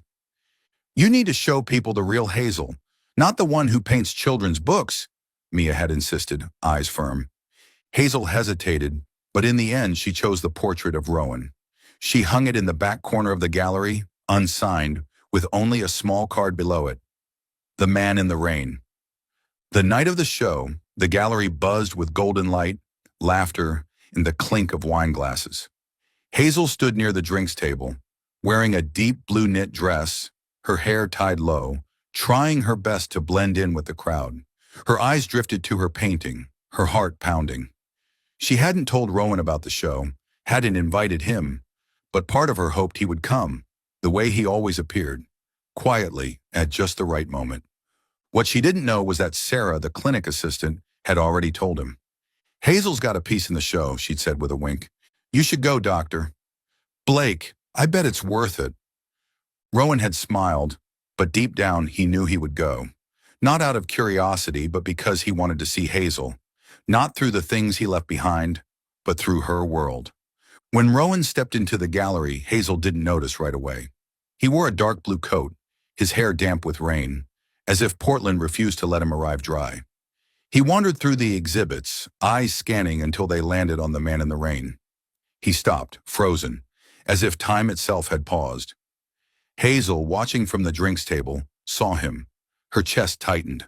She wanted to run, to disappear, but her feet carried her forward, one slow step at a time, like in a dream. "Rowan," she called softly, almost lost in the murmur of the crowd. He turned, and his eyes, oh, those eyes, shimmered, not from the rain, but from something deeper. "Hazel," he said hoarsely, "this is me, isn't it?" She nodded, unable to meet his gaze. I don't know why I painted it. I just needed to." Rowan turned back to the painting, his fingers grazing the edge of the frame, not touching, like it was something fragile. "It's beautiful," he said, voice shaking. "Not because it's me, but because it's you. Everything you feel, it's here." Hazel felt her eyes sting. She hadn't expected him to understand. She hadn't expected him to see her in those hesitant strokes, but he did, just like he always had, through her sadness, through her fear, through the walls she tried to build. She wanted to say something, to explain, but the words dissolved. Instead, she stood there beside him, staring at the painting. Rowan turned to her, and a tear slid down his cheek. Not from the rain, but from within. Quiet, unhidden, as if the painting had unlocked a door inside him. "Thank you," he whispered, "for letting me be a part of your world." Hazel's heart stirred, not from pain, but something gentler, like a petal touching water. She didn't cry, but she smiled, a small, honest smile, like the one she gave him back at the clinic. "I'm not sure I'm doing this right," she said, voice unsteady, "but I want to try." They stood there among the chatter of the crowd, beneath golden lights and the scent of oil paint. The rain had stopped outside, but Hazel felt it still falling inside her. Not as sorrow, but as something new, something cleansing. Rowan didn't take her hand. He didn't need to. His eyes said everything. "I'm still here, just like I promised." And this time, she wanted to believe. When the exhibition ended, Hazel lingered near the painting for one last look before leaving. Rowan had already gone, but he left behind a small note on the table beside her wine glass. "You reminded me that a heart can beat again. See you at the clinic." Hazel picked it up and smiled, and for the first time in 2 years, she didn't just feel alive. She felt like she was truly living again. You're watching Soul Stories. This story is created exclusively for our channel. If you're still following along, leave a comment below to share your thoughts. We read and appreciate every single one. Your support helps us continue making original, heart-touching stories. Please don't forget to subscribe, and remember, Soul Stories is the only home for these true-to-heart tales. Thank you for being part of our family. Tonight, Portland wasn't raining, but the sky hung heavy with clouds, as if holding back a storm it wasn't ready to release. Hazel Quinn sat in her studio, the light from her desk lamp casting a glow over a new sketch. Just faint lines, undefined, incomplete. She wore a loose blue sweater, her hair tied loosely, but her mind was elsewhere. Since the art show last week, when Rowan looked at her painting and cried, something inside her had shifted. She no longer ran from him, but the fear was still there. Fear that if she let herself love, she might lose everything again. Her phone buzzed, shattering the silence. It was Sarah, the assistant at Blake Veterinary Clinic. Her voice trembled through the speaker. "Hazel, he's hurt. Rowan, he's at the hospital. Can you come?" Hazel felt the blood drain from her face. "What happened?" she asked, gripping the phone. But Sarah only repeated, "Just come. Providence Hospital, emergency wing." The call ended, leaving Hazel in a breathless silence. She didn't think. She grabbed her coat and ran out the door. No umbrella, no care for the clouds looming above. Providence Hospital was lit bright with fluorescent lights, the sharp scent of antiseptic thick in the air. Hazel burst through the reception doors, breathless, her hair clinging to her damp face, half from sweat and half from a light drizzle. A nurse led her down a long hallway to the trauma care unit. Sarah was already there, eyes red, and pulled Hazel into a hug the moment she arrived. "A big dog. Panicked during an emergency," Sarah explained, her voice choked. "Rowan tried to hold him, but he got bitten, and he fell. His head hit the table. He lost a lot of blood, Hazel." Hazel didn't hear the rest. She pushed open the door, and what she saw made her heart stop. Rowan lay in the hospital bed, pale with gauze wrapped around his head and left arm. His eyes were closed, an IV in his hand, the heart monitor beeping steadily. He looked fragile, no longer the man who tilted his umbrella toward her in the rain, no longer the deep eyes that had once seen through her sketches. Hazel stood frozen, a hand over her mouth, and then, like a dam breaking, she began to cry. She hadn't cried when her fiancé left her. She hadn't cried when she stopped painting or when she locked her heart away. But now, seeing Rowan lying there, the fear of losing him, sharp, real, and unbearable, poured into her chest. She stepped forward, trembling, and sat beside the bed, her fingers gently brushing his hand, cold beneath the bandages. "Rowan," she whispered, her voice cracking, "you have to wake up. You can't leave me." She bowed her head, tears landing on his hand, like the raindrops she once let fall onto her own cheeks in the park. She thought of the kiss, of the painting, of all the small gifts he'd left her. The cocoa, the sketchbook, the awkward portrait. She thought of what he once said, "I'm not going anywhere." And now she feared he might have lied. A faint squeeze around her fingers. Hazel looked up, her heart thudding. Rowan's eyes opened, tired but still bright, like streetlights in the rain. He looked at her, his lips curving into a faint, weak smile. "Hazel," he whispered, voice hoarse, "you cry, and you still look beautiful." She laughed through her tears, gripping his hand tighter. "Don't joke," she said, voice shaking. "You scared me to death." Rowan tried to shift, but pain made him wince. He looked at her, his gaze soft, without blame, without pressure. "I'm okay," he said slowly, "but if you leave again, I don't think my heart will be." The words pierced through the wall she had built around her heart like an arrow. Hazel bent down, resting her forehead against his hand, tears still falling. "I'm not going anywhere," she whispered, finally speaking the truth she had feared to admit. "I'm here, Rowan, with you." He smiled, weak but genuine, and held her hand tighter. They sat there surrounded by the rhythmic beep of machines and the sterile light of the hospital. No rain, no warm clinic, but this moment was everything. More real than any painting Hazel had ever created. Warmer than any cup of cocoa Rowan had ever offered. Outside the room, Sarah quietly stepped away, giving them space.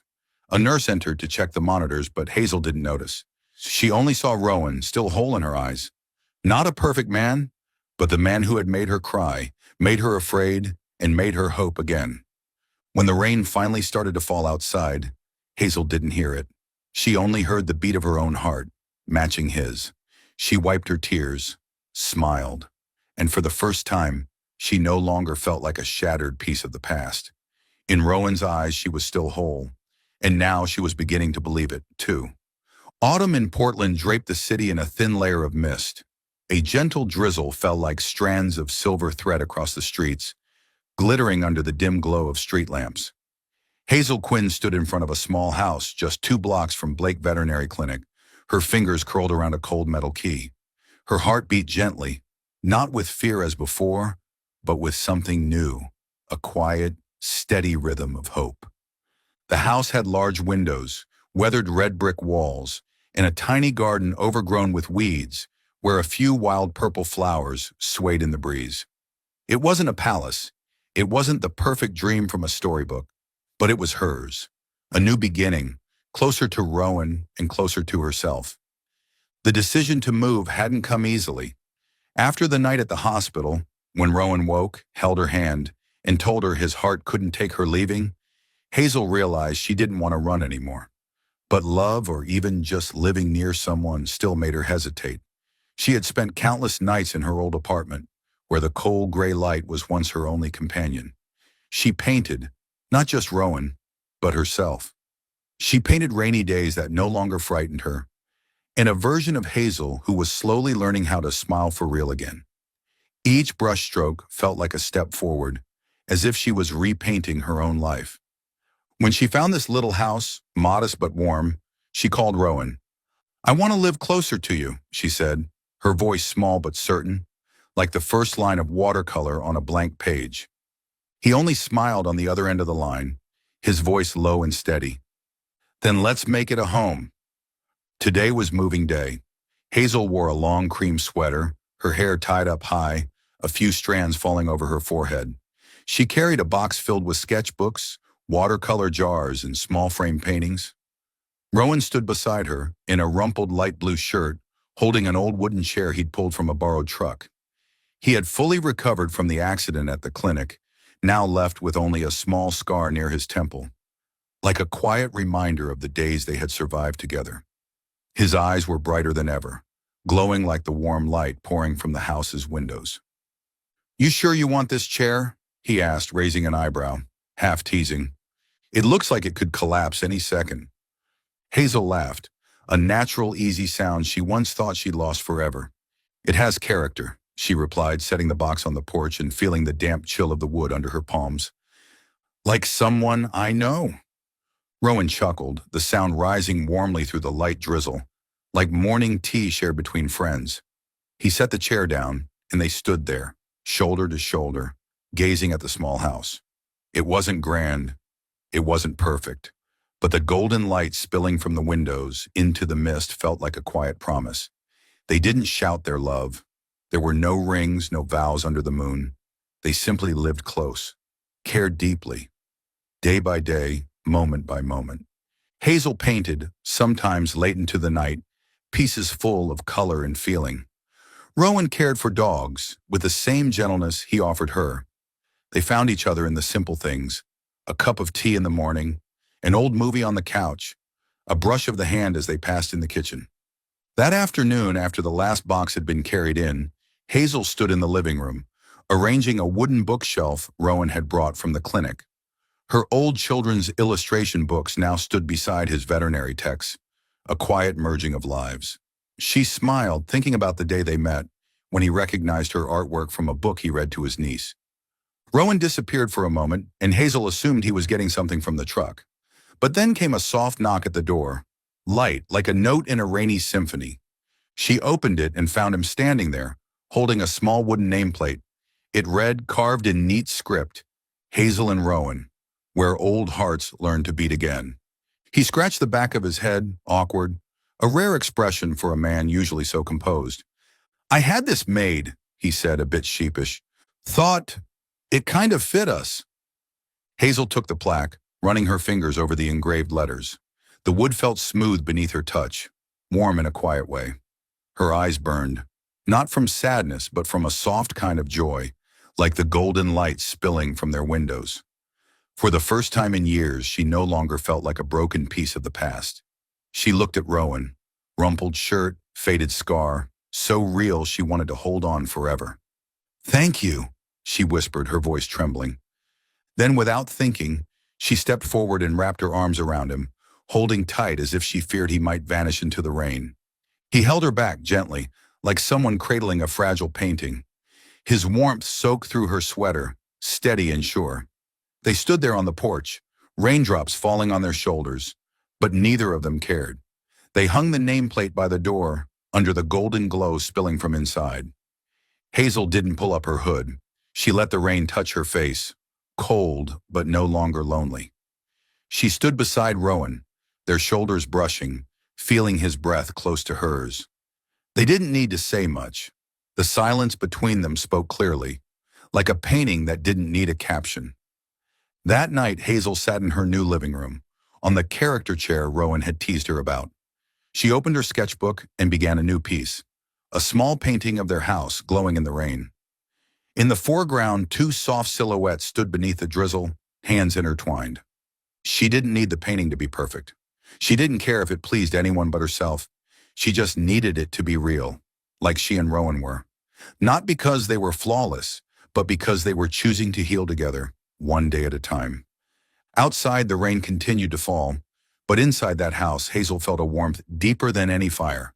She looked out toward the door, where the wooden nameplate quietly stood, and she smiled. This was home. Not just hers, but theirs. A year had passed, and Portland was still Portland. Mist veiled the streets, and the ever-falling drizzle glittered like silver threads under neon lights. Hazel Quinn strolled through the Alberta Street Art Market, her hand clasped tightly in Rowan Blake's. A small black umbrella tilted protectively toward her. She wore a moss-green coat, hair down with a few strands damp against her cheek. Rowan, in a soft gray sweater, bore a faint scar near his temple now faded to nothing but a whisper of memory. But his smile, warm and familiar, shone brighter than any street lamp. They weren't the perfect couple from a romance novel, but their eyes, oh, their eyes were full of love, like two lost souls who had found each other after the storm. The market bustled with life. Booths filled with paintings, pottery, and handmade jewelry lined the sidewalks beneath makeshift awnings. Street music mixed with the patter of rain, creating a Portland symphony, imperfect, alive, and beautiful. Hazel paused at a booth displaying a painting of rain falling over a wildflower field. Not melancholy, but like a quiet hello from spring. She smiled, remembering the first painting she'd made for Rowan, the one that brought him to tears at the exhibition. She was no longer the Hazel from 2 years ago, the woman who locked her heart away in fear of being left. She still had hard days, still faced shadows of the past, but now she didn't face them alone. Rowan stood just behind her, hands in his pockets, his gaze soft. "Thinking about buying that one?" he teased. "Or planning to paint a better version?" Hazel turned, raising an eyebrow. "Is that a challenge?" She grinned and he laughed with her, the sound mingling with the soft rain. They continued walking hand in hand past the colorful stalls. People glanced at them, not flashy, not loud, but something about them was genuine, like a pair who had walked through the storm and found light on the other side. They stopped at a corner where a street violinist played a tender, hopeful melody, a reminder that even low notes can make a song. Hazel leaned into Rowan's shoulder, feeling his warmth through the knit of his sweater. She thought of their journey, of that first glance in the rain, the kiss during the storm, the little house with golden light, and the nameplate that read Hazel and Rowan, where old hearts learned to beat again. They didn't rush. They didn't try to be perfect. They simply chose to show up for each other, day by day, with healing made from small moments. A painting, a cup of cocoa, a tilted umbrella. "Rowan," Hazel said softly, her voice nearly lost in the violin's song, "I don't know if I'm fully healed, but I do know that with you, I'm no longer afraid."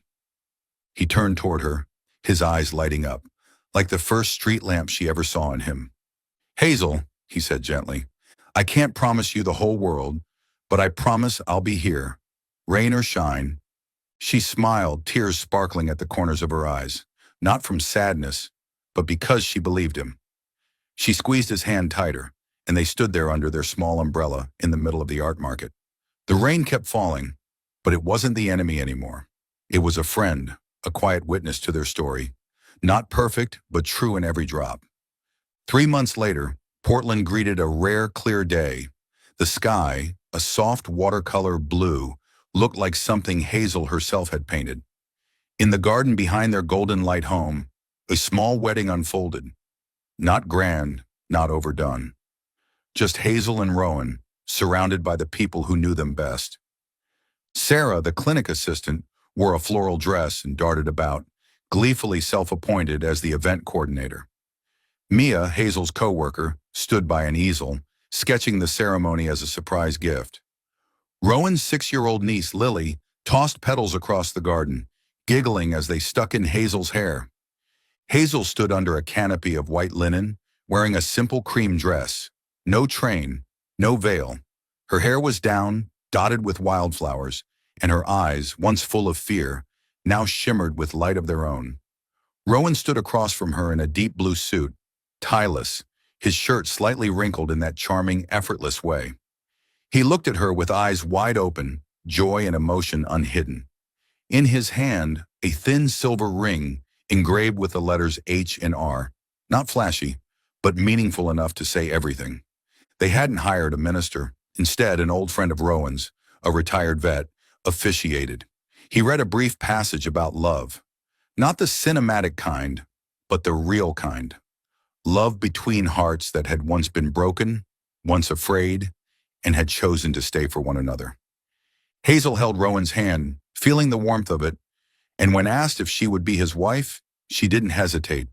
Yes, she said, voice strong, like she'd waited her whole life to say it. Rowan grinned, his smile lighting up the whole garden. I do too, he said. Everyone laughed, even Lily, who didn't quite understand why. He slipped the ring on her finger, and she did the same, the silver catching the sunlight. They didn't rush into a kiss. They just looked at each other, and their eyes said everything. And then, as if the moment couldn't wait another second, Rowan leaned in and kissed her, a soft, warm kiss, like the one in the rain so long ago. But this time, it carried the promise of forever. Applause rang out. Sarah dabbed her eyes and Mia lifted her sketch with a proud grin. Lily ran to Hazel, wrapping her arms around her legs and shouting, Aunt Hazel, you look like a princess! Hazel laughed, kneeling to hug her, her heart so full it ached. Not because she was perfectly healed, but because she had learned to love, even with scars. The reception was held right there in the garden, wooden tables draped with linen, string lights glowing overhead, and a small local bakery's chocolate cake adorned with edible flowers. They ate, laughed, and danced beneath the soft glow, even though no one was especially good at dancing. Rowan twirled Hazel in the middle of the garden, nearly stepping on her foot. You're terrible at this, she said, laughing breathlessly. But you're still dancing with me, he replied, pulling her closer, eyes gleaming. As night fell, they sat off to the side, hand in hand, watching their friends laugh and chat. Hazel leaned her head on Rowan's shoulder, feeling the beat of his heart. She thought of that first rainy day, of Finn, of the kiss, of the paintings, the house they'd made a home. She thought of all the days she had been afraid to love, afraid to lose, and how Rowan, with his quiet patience, had taught her how to trust again. Rowan, she whispered, voice soft as the wind. Thank you for not giving up. He turned, kissing her forehead. Thank you for letting me stay. Rain began to fall, just a mist like Portland's way of saying hello. Guests ran under the canopy, but Hazel and Rowan stayed where they were, letting the droplets kiss their skin. They didn't need umbrellas. They had each other. Hazel looked at him, saw that same steady gaze, not promising a life without storms, but a hand to hold through everyone. Later, as they went inside, Sarah handed Hazel a small painting, Mia's surprise gift, a scene of them kissing beneath the linen canopy. Hazel smiled and hung it in their living room, next to the man in the rain. She knew now more than ever, we don't have to be whole to be loved. Sometimes it is love, quiet, patient love, that truly makes us whole.